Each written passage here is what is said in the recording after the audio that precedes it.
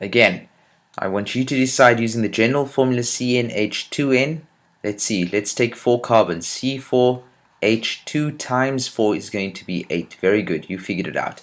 Now, let's see what we can get. Again, you know this here, right here, is the molecular formula. That is what?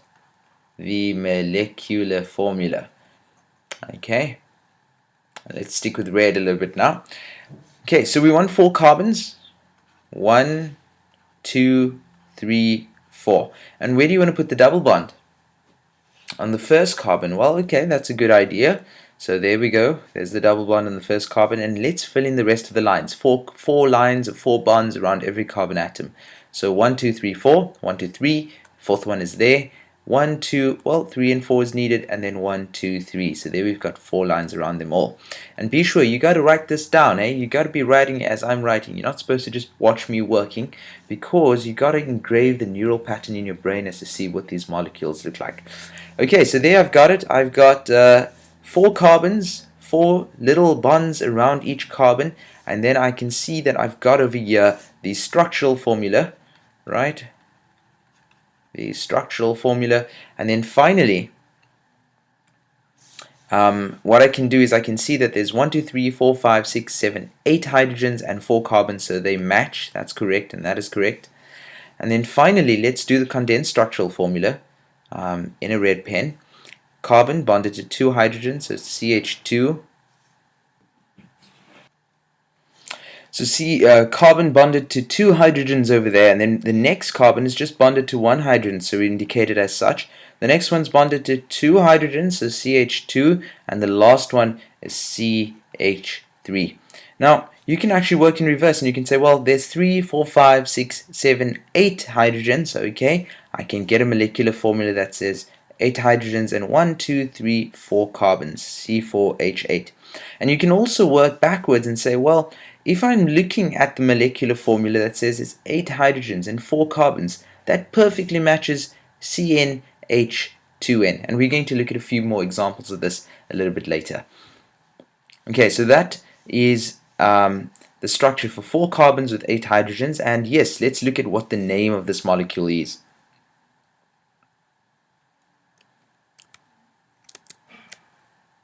What's the name of this molecule? Well, you guessed it, it's got to start with BUT, right? But or but, and it's going to have ene in because it's got at least one double bond, right? And then we also got to indicate where we find that double bond. Okay. Right. So let's see, what side do we number from? Do we number from this side or do we number from this side? The right hand side or the left hand side? Well, we number closest to the functional group, so I got to start numbering from here. 1, 2, oh no, 2, 3, and 4. If I start numbering from here, now let's give this thing a name. Well, the name is going to be but as the main chain. In fact, the only chain over here. And what's going to happen is I'm going to have a double bond, which is going to be ene, right? Butene. And I need to indicate where that double bond is. Now, it's very important to do so because we've got multiple possibilities. I could have taken that double bond and put it over here on the second carbon. So it's going to be but1ene. Okay. Now, here's a quick question. I'm going to draw this out. And let's get some red over there. 1, 2, 3, 4. Now, you know the name is also going to be something of the likes of butene. Right? But oh no, what's happening? Right, so let's see. Let's put four lines around every carbon. 1, 2, 3, 4. 1, 2, 3. Let's add a fourth one. And 1, 2, 3, 4. And then let's just fill in all our hydrogens over there. My bamboo pad has been acting up lately.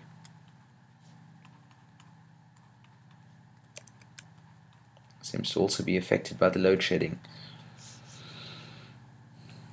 Okay, that was a joke. Right, so what do we have over here? We can see that, well, how does this molecule differ from the previous one? Can you see the double bond is over here? If I go back, this one's got the double bond on the first carbon. This one's got the double bond on the second carbon. But Imad, well, 1, 2, 3, 4 carbons with a double bond is C4, H, 1, 2, 3, 4, 5, 6, 7, 8. Well, wow. It's got the same molecular formula, but its structural formula is different. So we can say that this is a structural isomer. This is an isomer. Remember that term? We've covered it in 2 or 3 videos, 2 or 3 videos ago. And so where do we number? We number closest to the double bond. If I number from here, I've got 1, 2, 3, and 4. Well, if I number from this side, I've got 1, 2. Well, it doesn't really matter because it's the same molecule. It's symmetrical. Whatever way I turn it, it's going to be the same thing, right? So I'm going to number from my favorite side, which is usually the right side, but in this case, not my favorite side. Okay, 1, 2, and let's name it. Well, okay,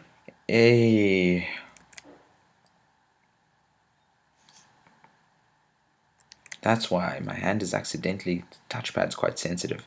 So let's name it bute, right? There's an E in there, E-N-E, and that E-N-E is on the second carbon, so it's bute-2-ene. Okay, that's the name.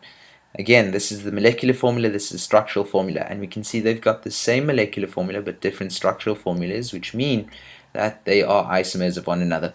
And let's just finally put the condensed structural formula over there, which by now I'm sure you know how to do, is CH3, CH, CH, and CH3.